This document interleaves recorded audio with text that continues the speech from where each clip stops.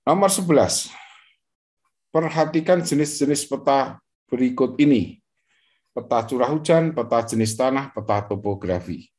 Informasi yang dapat diperoleh dari peta tersebut yaitu kalau kaitannya dengan curah hujan pasti berkaitan dengan kebutuhan akan air, ya, kebutuhan akan air. Kalau jenis tanah pasti berkaitan dengan kesuburan misalnya, ya, kesuburan atau manfaat dari tanah itu, gitu ya. Sedangkan kalau topografi berkaitan dengan tinggi rendah, tinggi rendah. Maka kalau kita baca peta topografi, baca peta jenis tanah, dan peta curah hujan, pasti itu berkaitan dengan kegiatan mata pencaharian yang berkaitan dengan hujan, berkaitan dengan kesuburan tanah, dan berkaitan dengan tinggi rendah. Maka yang paling cocok adalah pertanian.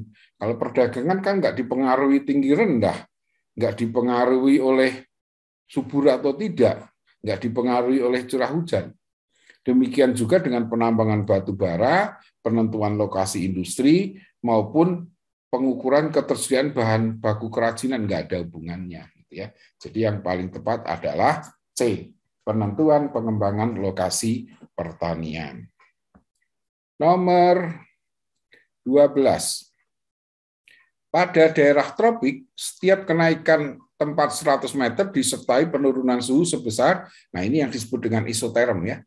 Setiap naik sudah disampaikan berkali-kali, selalu setiap kenaikan 100 meter, suhu isoterm itu akan berkurang 0,6 derajat Celcius. Demikian juga kalau turun. Kalau turun 100 meter dari suatu tempat, maka nambah 0,6 derajat Celcius. Itu isoterm. Kecuali di soal disebutkan ketentuan lain, gitu ya. Oh, setiap naik 100 meter ditentukan di situ turunnya 0,5 ya, boleh saja di soal ya. Harus dijelaskan di soal. Tapi kalau di soal tidak ada penjelasan, rata-rata peraturan umumnya adalah setiap naik 100 meter berkurangnya 0,6 derajat Celcius.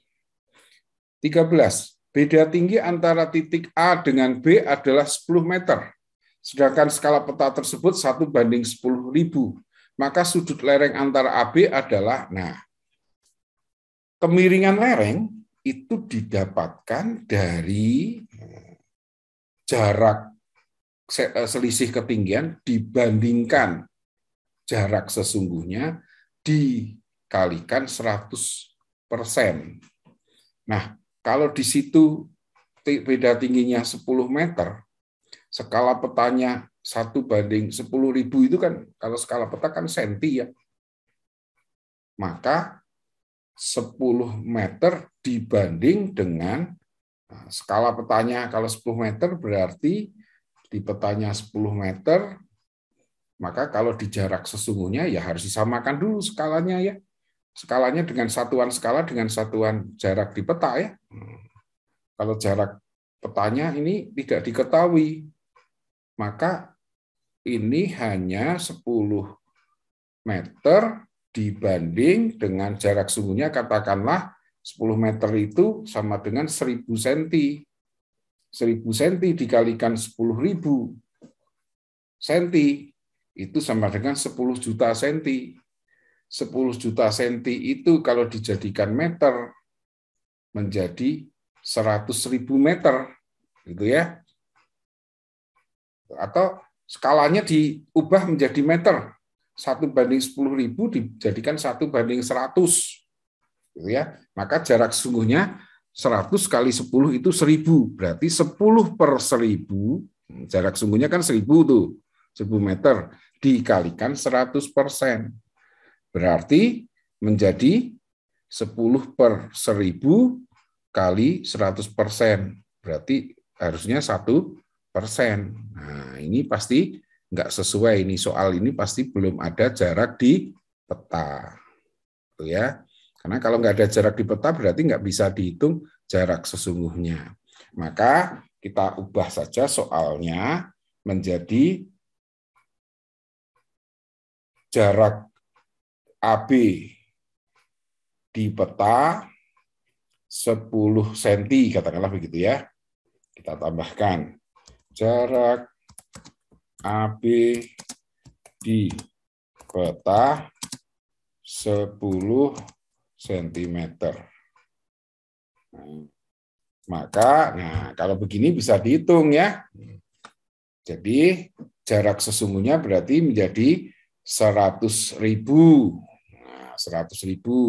Kalau dijadikan meter 1000 kan gitu ya. 1000 berarti 10 per 1000 dikalikan 100%. Nah, berarti sama dengan, berarti ini jangan 10 cm, 1 cm saja. Gitu ya. 1 cm saja. Nah, 1 cm ya. 1 cm. Jadi 10 meter per 10.000 itu dijadikan meter berarti 100. 10 per 100 kali 100% berarti 10%. Jawabannya betul itu ya sekarang ya. Seperti itu ya. Nomor 13 ya. Nomor 14.